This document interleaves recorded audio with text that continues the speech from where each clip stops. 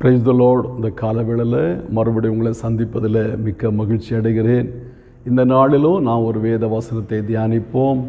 1 பேதுரு 1:7 1 பேதுரு 1:7.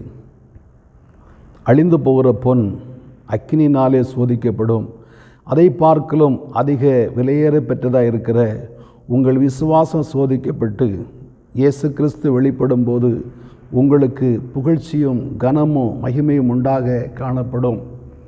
பிரியமானவர்களே, இங்கே பேதுரு சொல்லுகிறாரு, அழிந்து போகிற பொன் அக்கினினால் சோதிக்கப்படும், அதை பார்க்கலும் விலையேற பெற்றதான உடைய விசுவாசம் சோதிக்கப்பட்டு அதிக கன மகிமை உண்டாக காணப்படும் என்பதாக. இப்படியான நம்முடைய வாழ்க்கையில் எல்லாருக்கும் அதிக கன மகிமை பெற்றுக்கொள்ள ஆசை.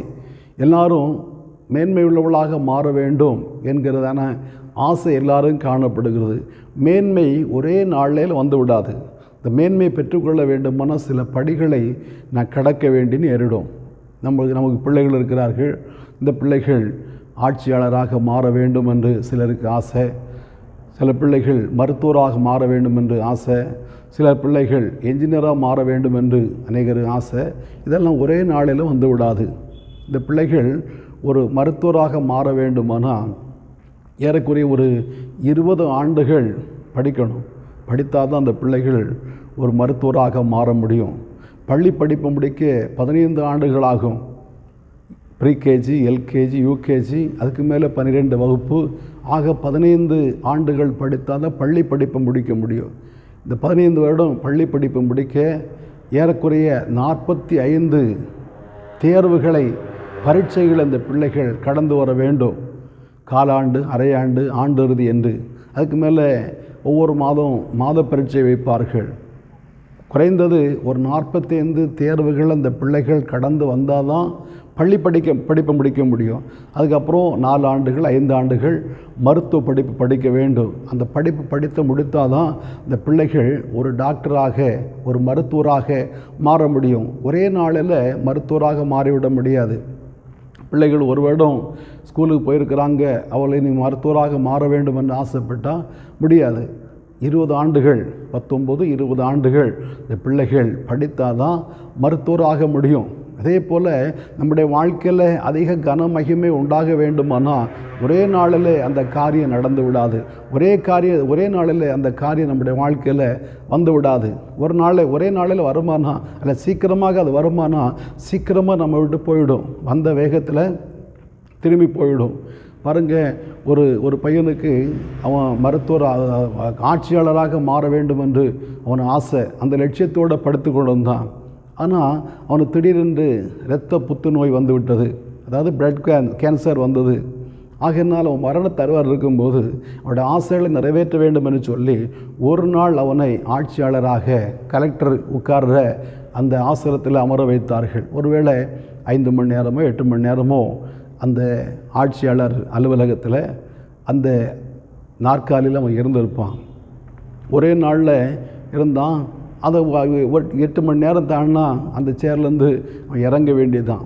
காரணம், அவன் படித்து முன்னேறி அவன் வர வேண்டுமே ஒழிய சீக்கிரமாக அவன் ஆட்சியாளராக மாற வேண்டும் என்று ஆசைப்பட முடியாது. அவனுடைய ஆசை நிறைவேற்றும்படியாக அது ஒரு நாள் வைத்தார்கள். இதே போல் சிலருடைய வாழ்க்கையில் எனக்கு கனம் வேண்டும், மகிமை வேண்டும், இப்போதே வேண்டும் என்று சொன்னால் முடியாது. யோபு சொல்கிறார், யோபு 23:10, அவனை சோதித்த பின் நான் பொன்னாக விளங்குவேன். அப்போது சோதித்த பிற்பாடு தான் பொன்னாக மாற முடியும். சில பரீட்சைகளை தாண்டினா தான் நான் அதிக கனமகிமை உண்டாக முடியும். நம்ம யோசேப்புடைய வாழ்க்கையை எடுத்துக்கொள்வோமானா, யோசேப்பு ஆண்டவர் சொப்பனத்தை கொடுத்தார். சொப்பனத்தில் சூரியனும் சந்திரனும் 11 நட்சத்திரங்கள் வணங்குறதாக கண்டான். வயலில் அரிக்கட்டுகளை அறுத்து கட்டி கொண்டிருக்கும்போது 11 அரிக்கட்டுகள் தன்னுடைய அரிக்கட்டை சூழ நின்றதாக கண்டான். இதை கண்ட உடனே அவன் அவ்விதமாக ஒரு வணக்கத்துக்குரியவனாக, ஒரு தலைவனாக மாற்றப்படவில்லை. அதை பார்த்த பிற்பாடு அந்த வார்த்தையை அவன் உள்வாங்கினான், அந்த சொப்பனத்தை அவன் உள்வாங்கினான். அதன் நடக்கும் என்று விசுவாசித்தான். ஆனால் சில படிகளை அவன் கடக்க வேண்டி நேர்ந்தது. அந்த 37 அதிகாரத்தில் வாசிப்போமா, ஆதியாகமத்தில் சகோதரர்கள் பகைத்தார்கள், அவனை வெறுத்தார்கள். அவனுக்கு விரோதமாக சில தீமைகளை செய்தார்கள். அவனுடைய வஸ்திரங்களை கழற்றினார்கள். அவனை தண்ணீரில்லா குழியில் போட்டார்கள். அங்கிருந்து எடுத்து விற்றார்கள். அதுக்கப்புறம் போத்திபாருடைய வீட்டில் சில சிறுமையை அவன் அனுபவித்தான், கஷ்டப்பட்டான். பொய் வழக்கு போடப்பட்டு அவன் சிறைச்சாலையில் தள்ளப்பட்டான். எத்தனையோ படிகளை அவன் கடந்து வந்தான். ஆனால் ஒவ்வொரு சூழ்நிலையிலும் ஒவ்வொரு பாடங்களை அவன் கற்றுக்கொண்டான். ஒவ்வொரு சூழ்நிலையிலும் அவன் சில காரியங்களை கற்றுக்கொள்வதற்கு ஆண்டவர் சில பரீட்சையின் ஊடாக அவனை ஆண்டவர் கடத்தி கொண்டு போனார். போத்திபாருடைய வீட்டில் இருக்கும்போது அவன் வேலை செய்கிறான். வேலை செய்யும்போது எவ்வளோ கஷ்டம் இருக்கு என்பதை அறிந்து கொண்டான். வேலை ஆட்களை அதிகமாய் கொடுமைப்படுத்தக்கூடாது, அல்லது அவன் கொடுமைப்படுத்தப்பட்டபடினாலே அந்த அடிமை வேலை செய்வருடைய நிலைமை எவ்விதமாக இருக்கும் என்று அவன் கற்றுக்கொண்டான். பிற்பாடு போத்திபார் அவனை அந்த வீட்டில் தலைவனாக மாற்றினான். எல்லா வேலைக்காரர்களுக்கும் தலைவனாக மாற்றினான். எல்லா பொறுப்புகளையும் ஒப்படைத்தான். ஒரு குடும்பத்தை நிர்வாகம் பண்ணுவதற்கு அங்கிருந்து அவன் கற்றுக்கொண்டான். அதுக்கப்புறம் அவன் சிறைச்சாலையில் சில காரியங்களை கற்றுக்கொண்டான். குற்றவாளிகளை எவ்விதமாக நடத்த வேண்டும், குற்றவாளிகளுடைய மனநிலை எவ்விதமாய் காணப்படும், சிறைச்சாலை தள்ளப்பட்டவுடைய சூழ்நிலை எவ்விதமாக இருக்கும் என்பதை அவன் அங்கு கற்றுக்கொண்டான். மாத்திரமல்ல, வீட்டில் இருக்கும்போது சொப்பனத்தின் மூலமாக சொப்பனத்தை கண்டான். ஆனால் சிறைச்சாலையில் இருக்கும்போது சொப்பனத்துக்கு அர்த்தம் சொல்லுகிறவனாக தேவன் அவனை மாற்றினார். அவன் அங்கு இருந்து சில பாடங்களை கற்றுக்கொண்டான். சொப்பனத்துக்கு வியாக்கியானம் அல்ல, சொப்பனத்துடைய அர்த்தத்தை ஆண்டோட சமூகத்தில் பெற்றுக்கொண்டான். ஆவிக்குரிய ஆசீர்வாதம் சொப்பனத்தினுடைய அர்த்தத்தை கற்றுக்கொள்வது, அங்கிருந்து அதை கற்றுக்கொண்டான். சிறை கைதிகளுடைய மனநிலை விதமாக இருக்கும், எவ்விதமாக அவள் கஷ்டப்படுகிறார்கள், குற்றவாளியாக சிறைச்சாலையில் கொண்டு வரப்பட்டவர்கள் எந்த சூழ்நிலை இருக்கிறார் என்பதை அவன் அநேக காரியங்களை கற்றுக்கொண்டான். இதெல்லாம் கற்றுக்கொண்ட பிற்பாடு தான் தேவன் அவனை அரியணையில் அமர்த்தினார். அவன் ஒரே நாளில் ஆண்டவரை விதமாக கொண்டு போனான். சங்கீதத்தில் வாசிக்கும்போது கர்த்தருடைய வசனம் நிறைவேறு வரைக்கும் அவன் சிறைச்சாலையில் அடைக்கப்பட்டிருந்தான் என்பதாக. இப்போ ஆண்டவருடைய வார்த்தை நிறைவேறு வரைக்கும் அவன் சிறைச்சாலையில் இருந்து அந்த கஷ்டப்பட்டான்.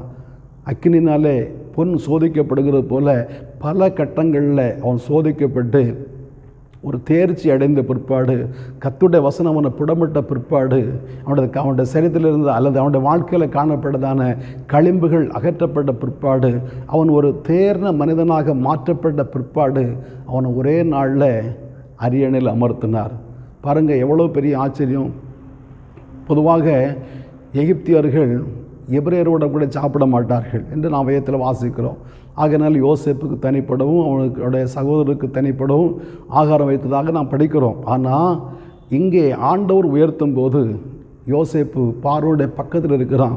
பார்வோன் சொல்லுகிறான், நீ தான் இந்த சிங்காசனம் உட்கார வேண்டும், சிங்காசனத்தில் மாத்திரம்தான் நான் உன்னோட பெரிய ஆள், நீ தான் இந்த ஜனங்களை ஆளுகை செய்ய வேண்டும், உன்னுடைய வார்த்தையினால் அன்றி ஒருவரும் கைகளையாவது காலையாக அசைக்கக்கூடாது என்று சொல்லி அந்த பெரிய பொறுப்பை கொடுத்தான். பார்வோனுடைய பக்கத்தில் அமரக்கூடியதான ஒரு வாய்ப்பை ஆண்டவர் ஏற்படுத்தி தந்தார். அவன் தேசத்தை ஆண்டான்.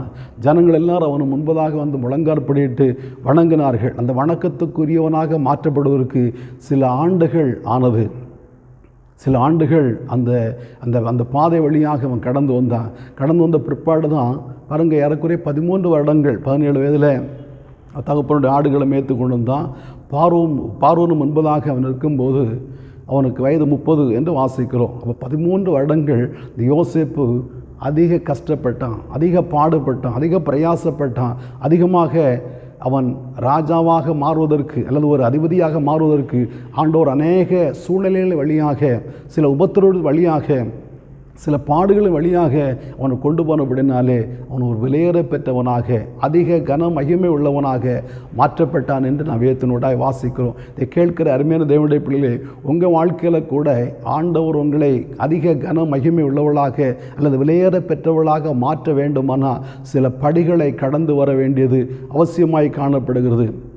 இந்த பாடுகள் வேண்டாம், பதவி தான் வேணும் என்று ஆசைப்பட்டால் கிடைக்காது.